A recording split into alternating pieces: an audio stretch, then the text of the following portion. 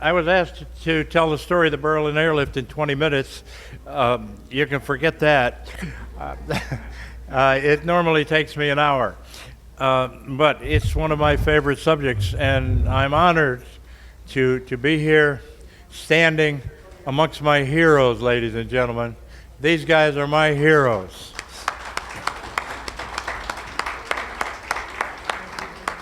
This is when I'm with these men, that's when I get paid for whatever I might do for BAVA, just by working with these guys and seeing them get the credit.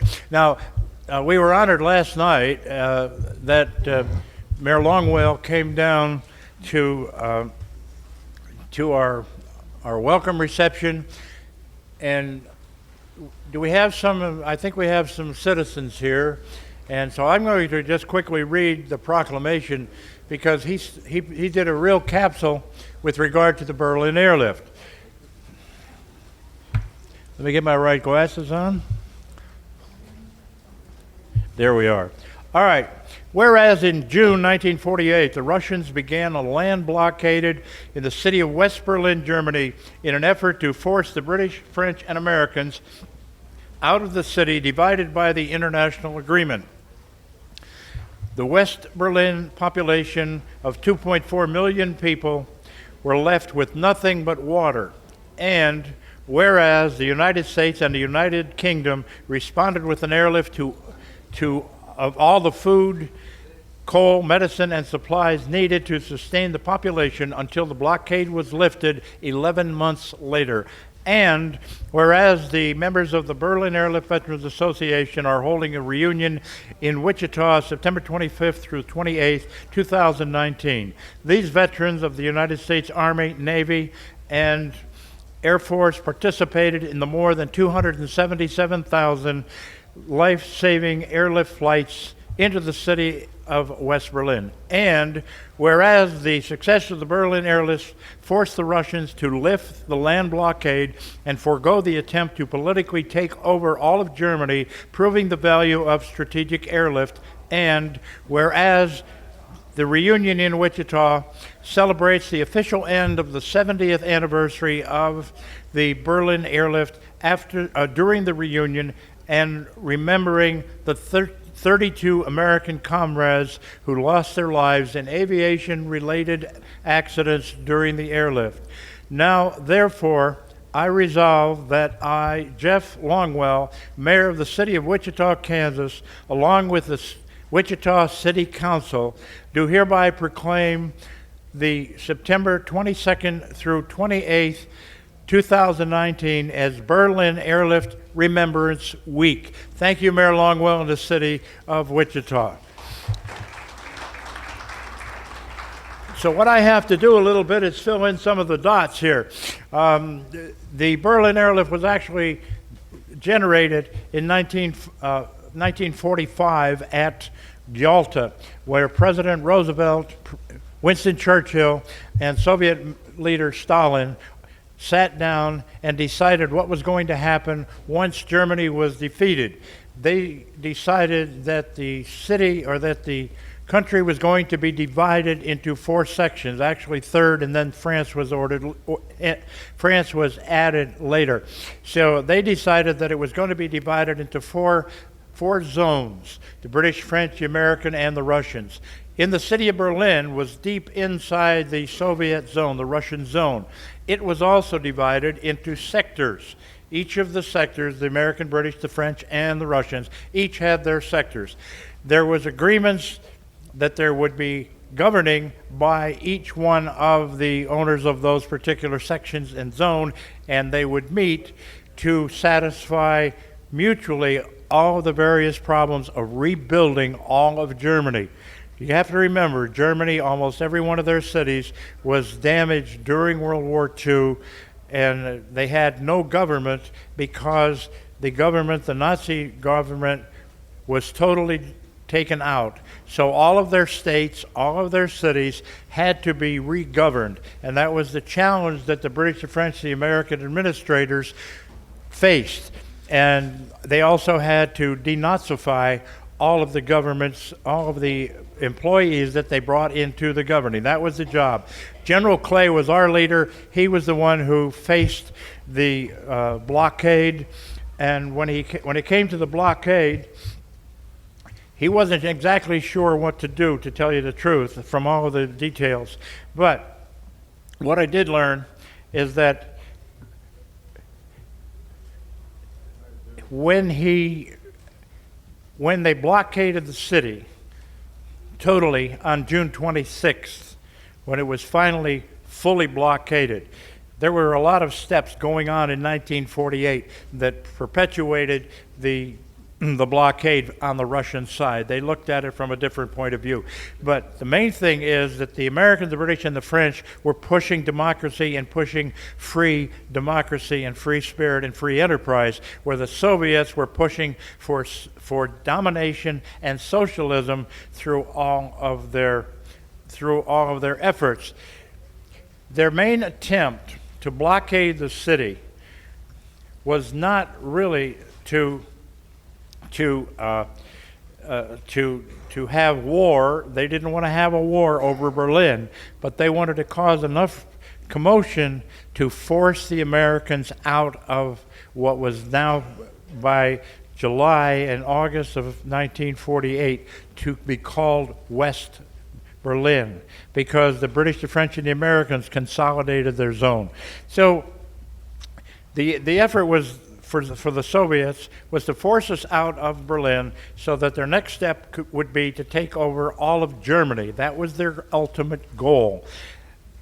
The Berlin Airlift veterans stopped that from happening by flying the airplanes 24 hours a day, no matter what the weather, and landing in Berlin. Each one of our C-54s carried 10 tons, 20,000 pounds of coal and flour. Now, these guys mostly flew coal and flour. So if they didn't look like the Pillsbury Doughboy, they looked like a coal miner when they finished their trips in and out of Berlin. But General Clay faced that situation, and he wasn't exactly sure how long he was going to do it, because he was going to buy time for diplomacy to work. That's what he wanted to do. That's what he was trying to do. A British Air Commodore came forward with a plan that he put together. Air Commodore Rex Waite presented a plan to General Clay, and that plan was how to feed the city totally with airplanes, using British and American airplanes. General Clay looked at the plan, and he said, "I'll accept it. I like this plan." That's when he picked up the phone. He called General Curtis LeMay, who was the United States Air Force commander in Europe, and said, "General Curtis LeMay, can you fly coal to Berlin?" General LeMay paused for a moment, because he wasn't sure he understood the question. He asked the question again. General Clay repeated it, "Can you fly coal to Berlin?" General Curtis LeMay then said the words that the Air Force still uses: "The Air Force can deliver anything." So they started the Berlin Airlift using C-47 airplanes. They have one hanging in the wall on the second floor, and they started flying them into Berlin. The first 10, because they didn't know what the Russians were going to do. The first 10 C-47s flying in were called Clay's Pigeons. And they went in safely, and General LeMay made a call up to bases around the world, and we got our first group of C-54s coming in to Rhine-Main, and that was in early August. And a young man on the far left over here, he was 27 years old, and that's his name is Gail Halverson, in case you haven't heard of him. He was in the first group, and he'll talk to you in a bit. But anyway, he was in the first group coming in, and he was the first of over 300 aircraft that were eventually brought into the Berlin Airlift. And one of the things a lot of people don't know is that shortly after the airplanes started arriving, General Clay flew back to Washington, and he sat down with the Joint Chiefs of Staff and President Truman, and he explained the situation in Berlin. Now, General Clay was probably the best politician that ever wore a uniform. He had 4 stars, but he never led troops in battle. He was such a diplomat that he He kept moving up in grade. He was an engineer. He did a lot in the country. Anyway, he went back. He sat down with the Joint Chiefs of Staff. He stated his position that if we pulled out of Berlin, it was going to destroy everything that we had built up from 1945 to 1948. The Chiefs of Staff, our Chiefs of Staff and our State Department said, let Berlin go. Let it fall to the communists. President Truman adjourned the meeting, and he asked General Clay to stay for just a minute. And he said to General Clay when the room was cleared, he said, General Clay, I guess you're pretty disappointed that you didn't get your airplanes. He said, yes, sir, I am. I'm afraid we're going to lose all of Germany. He said, don't worry, General. You've got your airplanes. And he approved the second group of airplanes, the first group officially to come into Berlin. So he got his airplanes. They started the airlift, and the rest is basically history. There was only a couple of days when we couldn't fly into Berlin. All right, I'm getting the go sign, so it's my turn to say thank you very much, and thank you to these veterans once again. I'm amongst my heroes. I feel like a real kid when I'm with them, and I thank you very much for your time, and thank you very much. All right, thank you, Eddie. I'd like to now introduce Mike Noller, our CEO and President, to welcome our vets. Well, welcome. What a special day, not just for the Museum of World Treasures, but what a special day for Wichita. I have to tell you, when we created this exhibit behind me a couple of years ago, dedicated to the Berlin Airlift and the Cold War, with the help of Mr. Ron Harrison with AOSH, American Overseas Schools Historical Society. Thank you, Ron, for being here, and thank you for your help with this exhibit. We had no idea we would ever be able to host the very individuals whose story that we hoped to tell. And when you work in a museum, I mean, that's the gold standard. That is what you hope to do, is to preserve history and to ensure that future generations never forget the sacrifices that people make to make the world a better place. And we certainly understand and respect the work that each and every one of you did, not just for the United States, not just for the Berliners and the folks of Germany and Europe, but for the world. And I just wanted to take a moment just to thank you for that service, and thank you for choosing Wichita, and thank you for being here.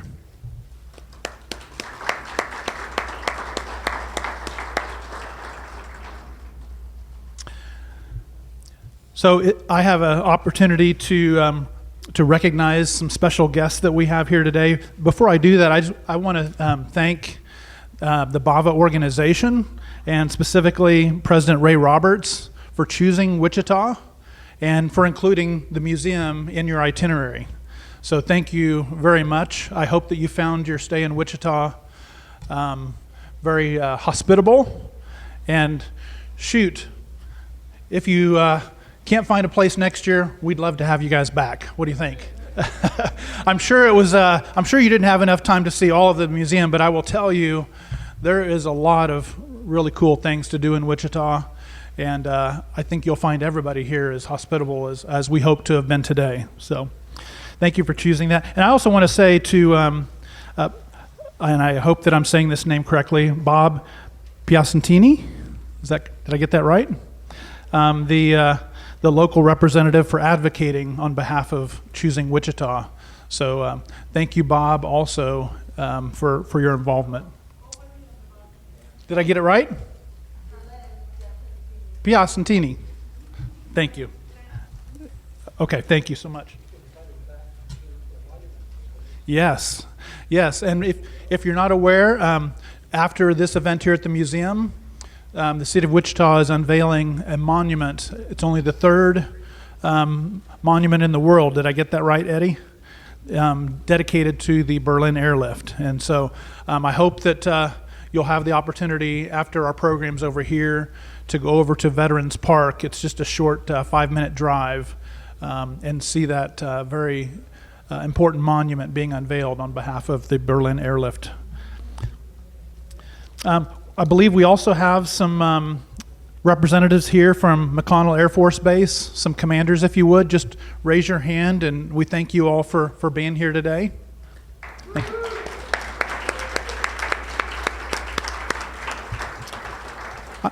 I know that we had some of our local officials here earlier. I think they had some other engagements, but I just want to recognize them. Commissioner David Dennis, I think he had a luncheon. Commissioner Jim Howell, and Commissioner Lacey Cruz. So we thank them for coming and being a part of this event. I'm going off script here a little bit, but I never want to miss the opportunity to thank our volunteers and our board members and the staff for putting this event together. So let's give them a round of applause.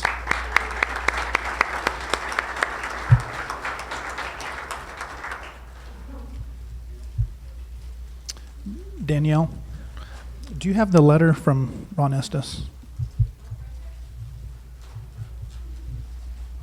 Eddie, did you take the letter? I'm on a retrieval act. Do you have the letter? You took the letter, Eddie. I think he's got it in his.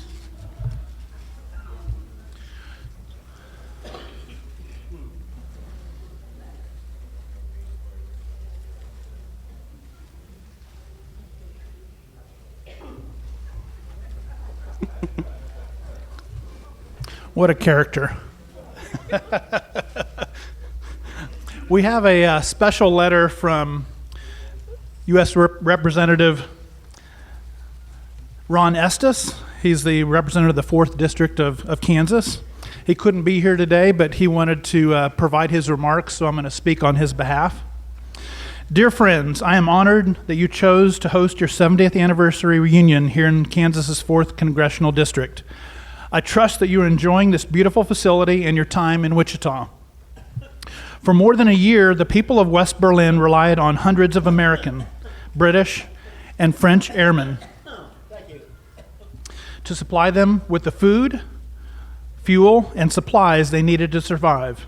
Every 3 minutes, there was a different Allied aircraft landing in West Berlin carrying critical supplies. By the end of the Soviet blockade, more than 8,000 tons of cargo were being ferried into West Berlin daily, totaling over 2 million tons by May 12, 1949, when the Soviets lifted the blockade. The veterans of the Berlin Airlift saved West Berlin and its people from suffering under communist Soviet rule. The Soviets believed they could strangle America and its allies out of Berlin. But thanks to your bravery and the bravery of those who were not able to be with you today, the United States kept West Berlin and its people alive and free. The Berlin Airlift Veterans Association has done much to keep the memory of the Berlin Airlift and your heroic efforts alive. And I wish I could be there to thank you personally and to celebrate and remember its legacy with you. On behalf of the people of the 4th District of Kansas, please accept our sincere thanks for your bravery and your service. Sincerely, Ron Estes.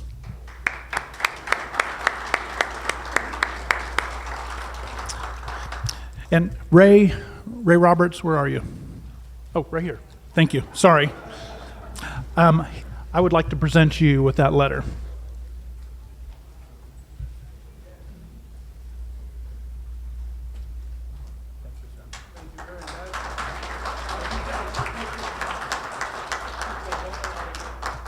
Thank you, Mike.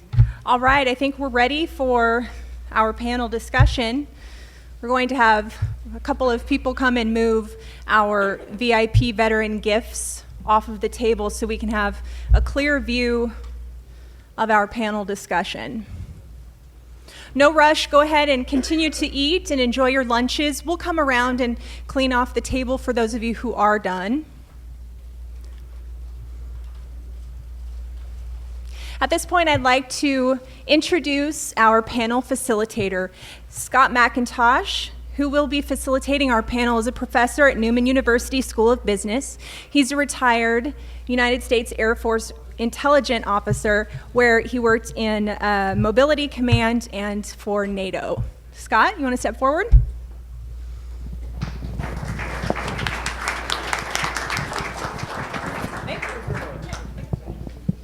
Well, good morning. This is a big old deal for somebody like me, and I appreciate all the effort that's been made to put this together today. And I hope that I have some really pertinent questions, because this is a little bit awe-inspiring.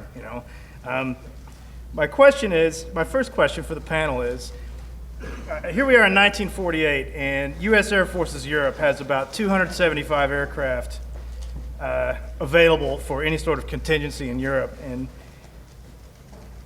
Colonel Halverson, what was your initial reaction to the idea of the Berlin Airlift, sir? I was flying foreign transport out of Mobile, Alabama to South America in C-54 airplanes. And been doing that for a couple of years. And then we heard about the trouble in Berlin, and being a transport outfit, we knew we'd be involved sooner or later. And that came sooner, and the colonel says, "Get your affairs in order, you're going overseas." Well, I was writing him a girlfriend, Ella Jolly, hadn't proposed to her yet. Told her, "Hey, put things on hold, I'll be back very quickly from the airlift." So I left with three airplanes, three of our airplanes from Mobile, left immediately with extra crews for Berlin, for Rhine-Main rather, in West Germany. And we started, as soon as we landed, he said, "Don't go very far. Some of you are going to Berlin right in 30 minutes from now. They're loading your airplane with coal." I said, "Coal? Holy cow, all in coal. This is in the summertime."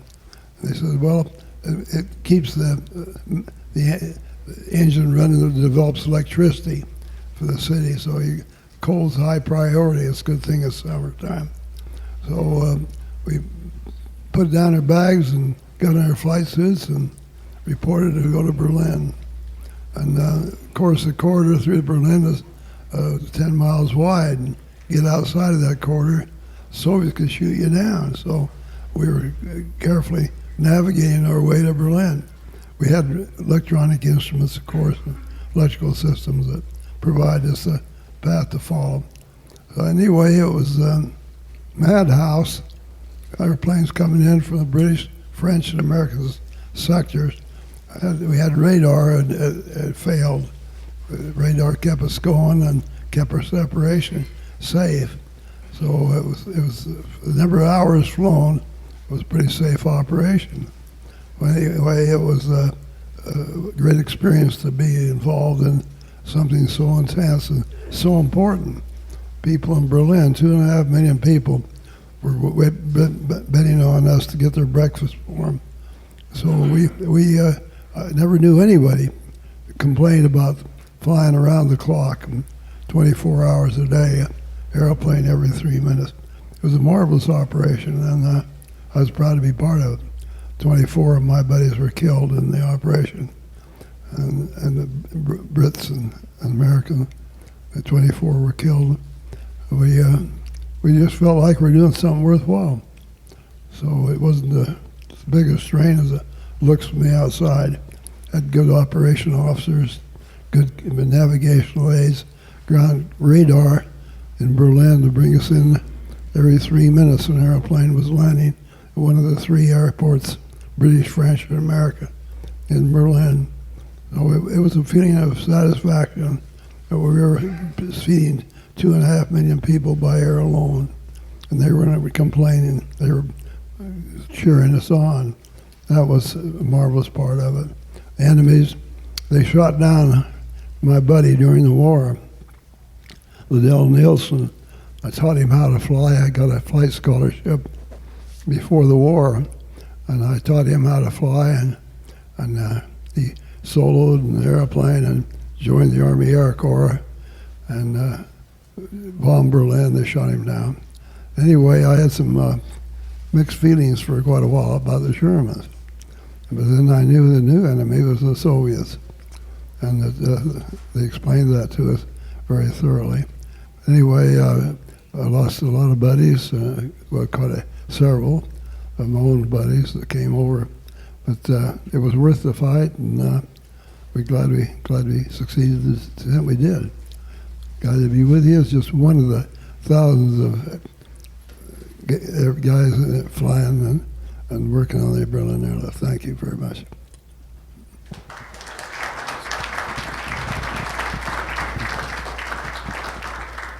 Well, I have another question.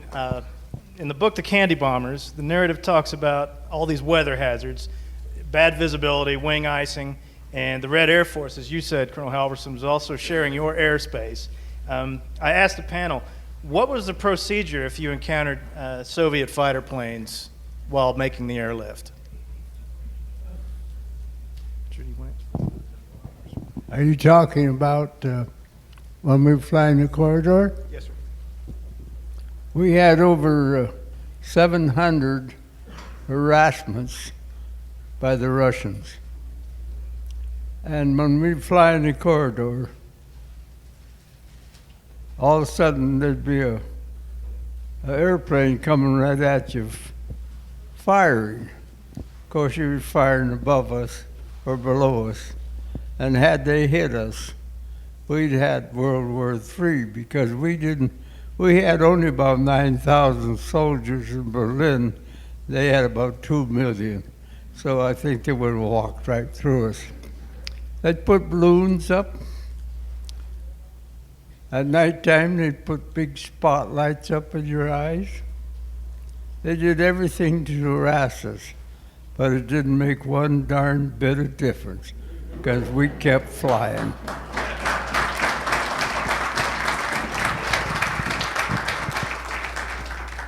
Well, we've covered a lot of the hazards. Is there anything that particularly surprised you about flying through these corridors?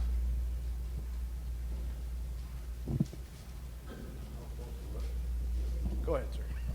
Well, when we flew the corridor, when we get into Fulda,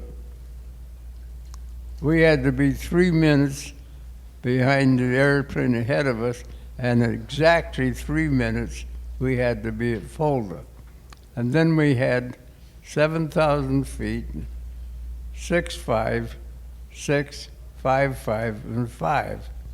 So there were 500 feet between each flight. And at all times, I think there were about 40 airplanes in the corridor at all times. It was like a conveyor belt, because it kept coming in and coming off, but there was always a bunch of airplanes in there.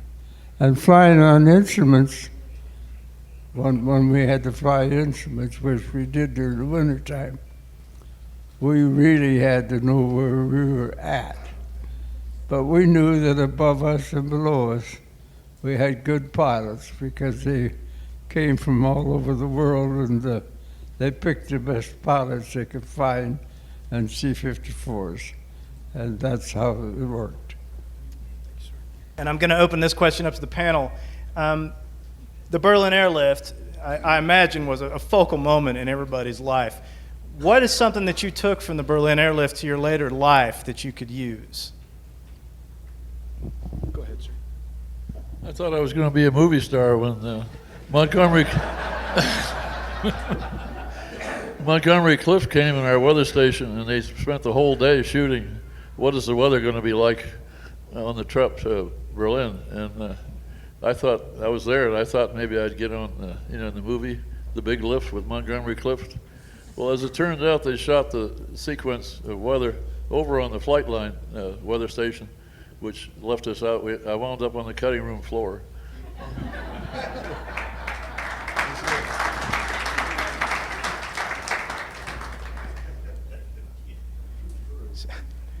Same question to anyone else on the panel. Was there something that you took away from the experience of this mission that you used later on in life?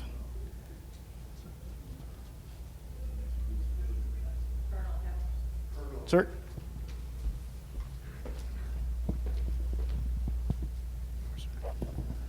Well, the children I came in contact with, it wasn't their fault. It was something Hitler started, and they're the future of the country. And they said, look, we don't care if we get enough to eat. Don't worry about that. Someday we'll have enough to eat. We'll lose our freedom. We'll never get it back. Kids 7 to 16 were giving me a lecture about how important freedom was in one's life. It was an indication to me about the future of the leadership in Germany. So attitude, what I gathered from it, was traveled through life, our attitude is one of the most important qualities we can have. It determines how you meet emergencies, determines everything about how you react, how high your blood pressure goes. So attitude, and they taught me gratitude, being grateful for what you have. And they're so grateful for what every airplane was flying over their heads. Their next breakfast, supper, or whatever they had for dinner, cans, everything. And it's attitude, gratitude, and service before self were the lessons I took that apply the rest of my life. And it was graphically deployed right there in front of us to see those kids, how grateful they were for a dried sack of something that came through. Everything was dehydrated so we could fly more than take the water out and put it back in Berlin. So it wasn't very great meals, but kept them alive, and they appreciated. Appreciation, how important that is in life. They give us the support and strength to keep flying day and night.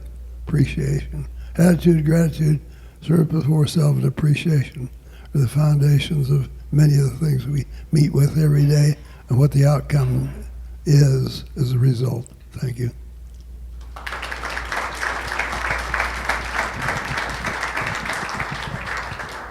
Well, I don't know if there's much more to say, sir, after that. And I want to thank you all, as a native of Wichita, for coming here to do your convention this year.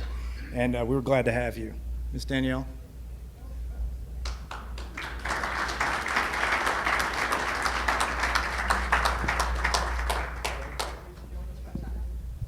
All right. We're going to open it up to audience questions at this point. If anybody would like to ask anything to any of our vets, we have Mike on the mic. What was the dumbest thing you ever did and lived to tell about it? Raise your hand and I can bring the mic to you. Oh, no, Mike's got it. Everyone has heard most of the experiences of the airlift, but I'll tell you about the one experience I had there. We all wanted to get in the action if we had the opportunity, and it seemed like I kind of missed that opportunity in quite a few times.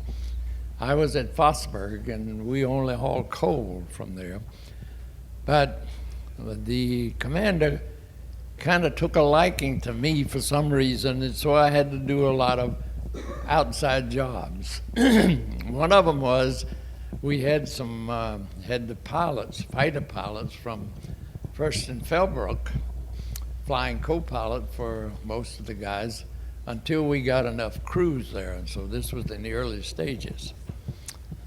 So after I think we flew 12 days and had 3 days off. So I was tasked to fly the guys from First and Fellbrook back home for the couple of days that they could be there. I went to the operations center that morning.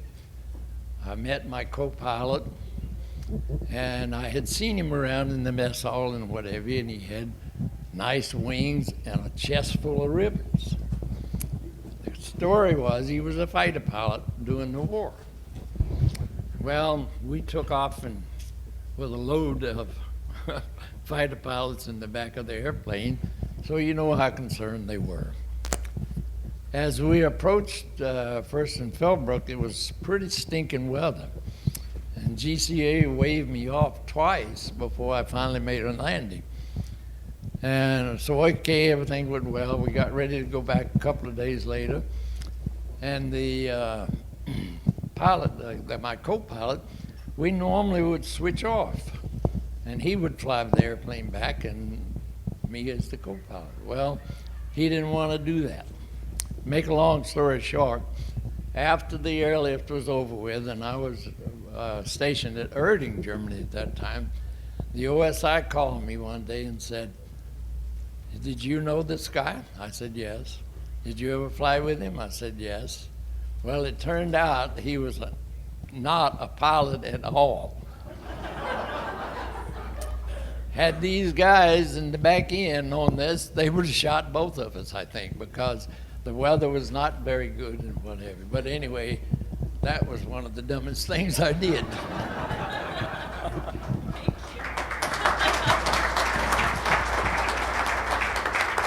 All right, I think I've got a question right here.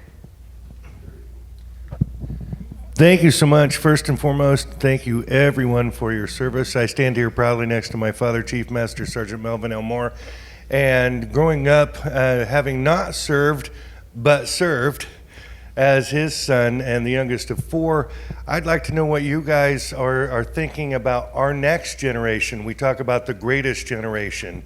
What are your feelings about how our country's moving? And after all of your service and those of us who lived through other people's service, what is your impression of our next generation? Oh,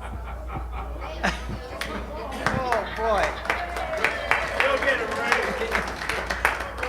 You know, when I think of this generation, you have young women, young ladies, and you know, it's the why generation. Why should I make my bed? Why should I buy my own car? Why should I do things like that? And you know, these young men, they have their pants down low. They walk around. They bend over and you see the why.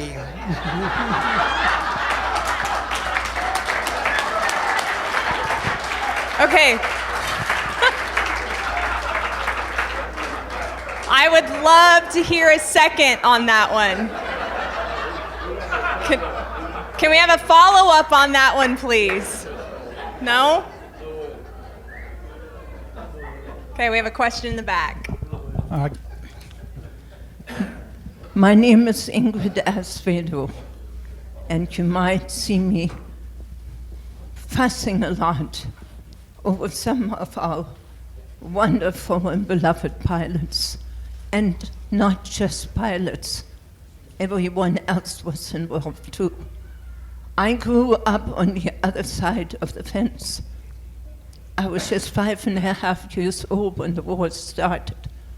And all of a sudden the word socialism, which I detest with a passion, came on the market because there was an idiot from Austria that had a desire to own the world. And what happened during World War II, for those of us that lived in Germany, that lived through his cruelties that we didn't even become aware of until after the war was over and the bodies were found. But I want to tell you, we took the bombing and we thanked the Americans for marking the sky. They marked the sky with flares so they would know which kinds of bombs to drop in different areas. But we on the ground learned real fast what kind of attack it would be. And we would run for the next bunker and hoped and prayed. And let me tell you something, hope and pray belongs in this meeting too. Because, in my opinion, God had a plan. He had a plan to stop the ugliness that was happening on earth. And these men here gave their lives, left their families. They don't sleep in hotels. They slept on mattresses on the ground. Very short time, not good food, but they were dedicated. And they came to Berlin and they brought us life. And I jokingly say, when I talk to Colonel Halverson, he was my ambassador for America. We were occupied by the Russians, even though they were supposed to be out of our area because it was the American sector. And they finally came in. They were clean, they smiled, they had their flags hanging from their tanks. They were clean flags, they were proud of their colors. And as a kid, I made myself a promise. This is the country where I would like to raise my children. I wanted away from Midland the memories and the ugliness of the Second World War. And these men were my example of what America was really like. And here I am. And I've raised veterans. My husband made the Inchon invasion. I lost one son that got a lung disease in Afghanistan. But you know what? That's something about Americans. They're told to do something, and they figure out it's good, and they do it. And that's why each and every one of these pilots, I have a special affinity with the Gannett bomber, because throughout my life I bumped into him in America, and now he's here today. And all of you, that sacrifice, you gave me my life. I have worked in American volunteer service and paid positions. I've worked for 3 presidents. I became an American citizen, and it was the greatest day in my life. And I'm so proud to be an American and humbled by the fact to call me one of you. You're allowing me that. And I thank you. And I thank God to have given me the strength and have given you the strength. And I hope that those of you that are still with us will be with us for a long time to come. You deserve the rest that you have fought for. God bless you all, and I love you, and I'm proud to be an American. Oh, and I forgot my son, Robert, the one that runs around and does all this stuff. He was in the service too. He's very proud that mother was smart enough to come to America and have an American family. Thank you.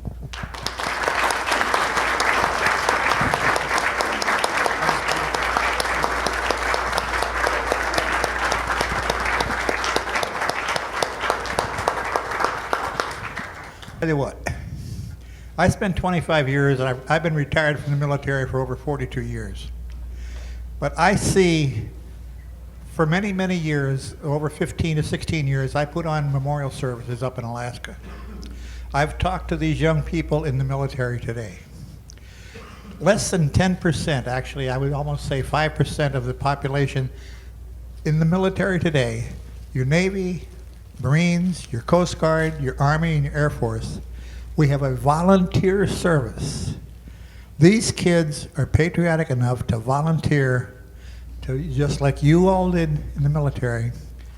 What is the main thing you're doing?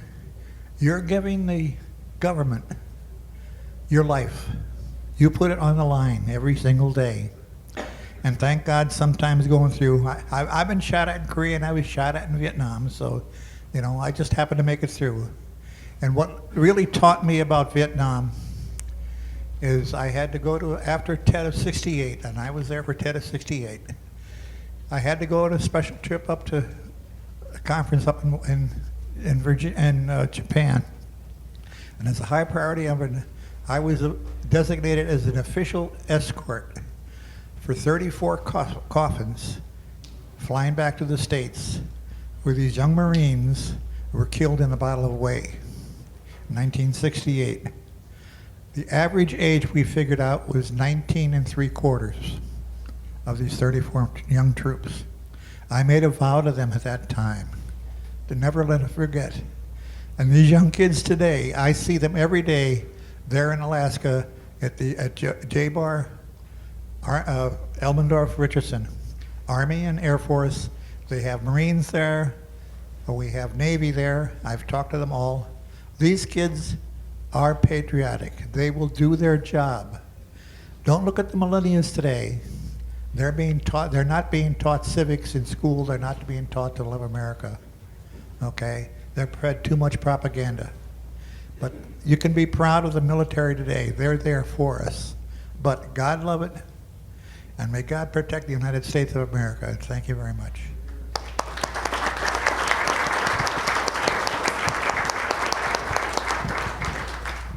We have a question over here.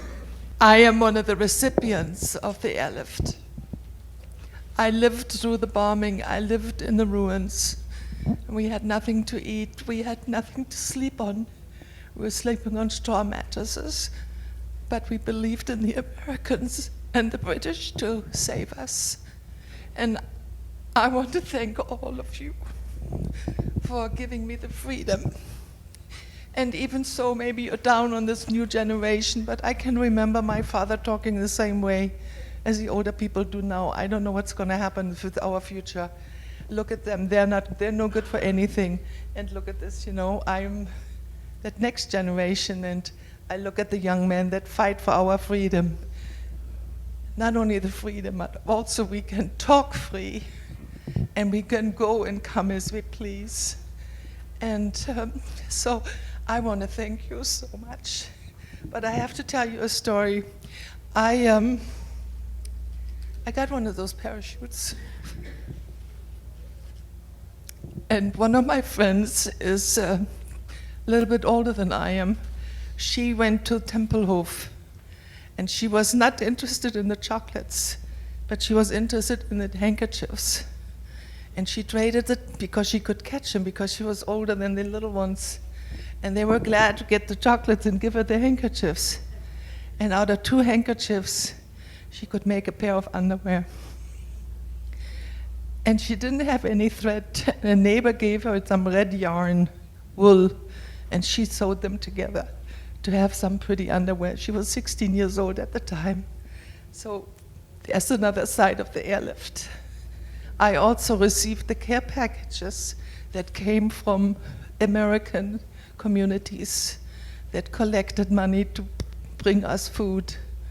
And I am forever grateful. I learned how to cook with Crisco and cheddar cheese because we had 5-pound cans. There were 4 cans in a box. And one was flour, one was sugar, one was cheddar cheese, and one was Crisco. And it's amazing how much you can do with that when you're hungry. It's incredible, but I still think this young generation and anybody that goes into the military, I am forever grateful. And every time I see a veteran, I always say, thank you for your service.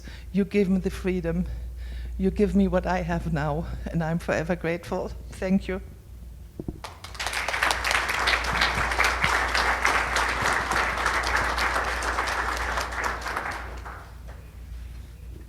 Do we have any other questions? Mike, behind you.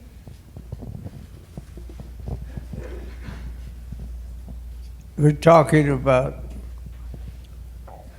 the candy bomber and the handkerchiefs that were coming from all over. And they had some silk handkerchiefs coming in. And on the back of them, they printed, "Return to Tempelhof."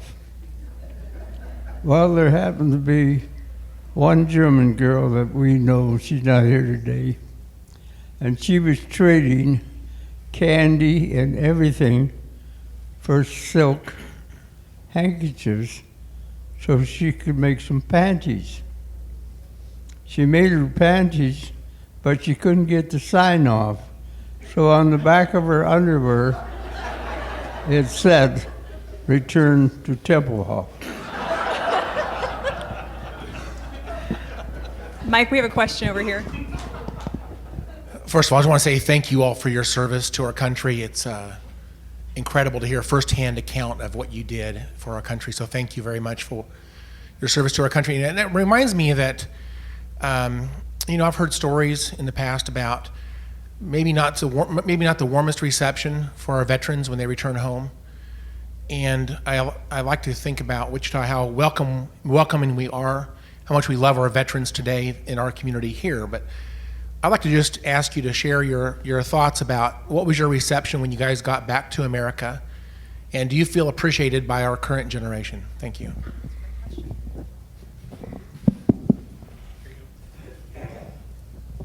Yeah, we left on a troop ship from Staten Island, Pier 13, and the band was playing and everybody was happy.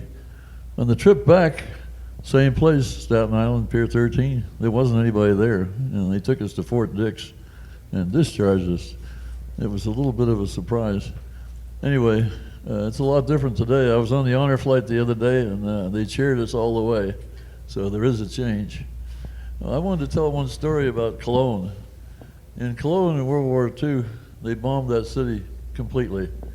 I went back in '95, and I was touring Cologne, and you couldn't tell that anything had ever happened. And so I went to the museum, and they had a mural on the wall as you go in that showed Cologne right after the war. The only building standing was the Cologne Cathedral.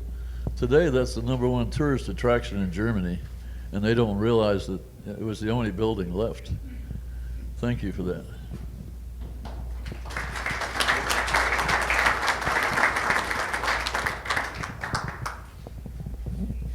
Did you have something to add? No. I'd like to take just a moment to reflect. A few years later, I was still in the military, the Air Force, and I was assigned to a B-29 squadron in Okinawa to make bomb runs into North Korea. And that was a reenactment of the war all over again. The Korean War was going on. It's known today as the Forgotten War. Anyway, the Chosin Reservoir where the Marines were trapped, and fortunately our squadron bombed some Chinese emplacements that allowed them to be able to make their way to safety. Anyway, to make a long story short, I shipped home in a troop ship. I'm take it back, not a ship, but an aircraft, along with some wounded Marines from the Chosin Reservoir.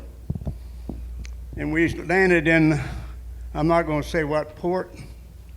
We landed there. The men were fumbling with baggage, and they're not really recognized. They had their uniforms. But I overheard somebody say, there must have been an accident at the ski resort, and some things along that line. And not one single person come up to these Korean guys, wounded or otherwise, and said, thank you so much for your service. And I want to thank the current generation. I have gone numerous places, and all I hear is thank you for your service. It almost gets to be embarrassing because I feel like I did so little. But these people felt like I've done a lot, and I thank them for that. And that's all I got to say about that.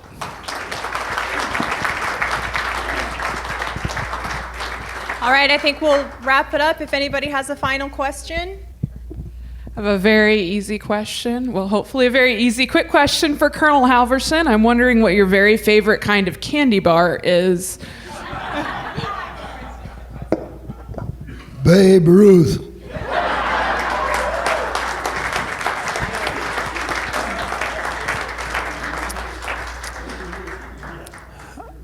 I just want to say thank you again. Thank you for sharing your stories.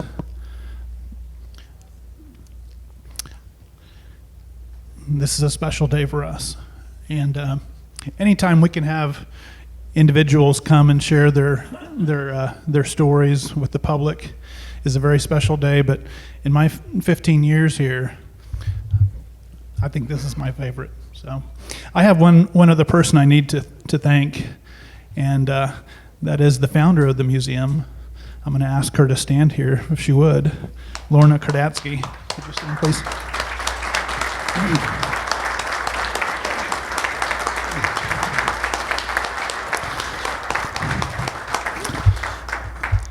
Thank you, Lorna, for your generosity and your gifts. You and Dr. John, your support of this important institution, and for making all of this possible. Gentlemen, thank you again for your service, and thank you all for coming.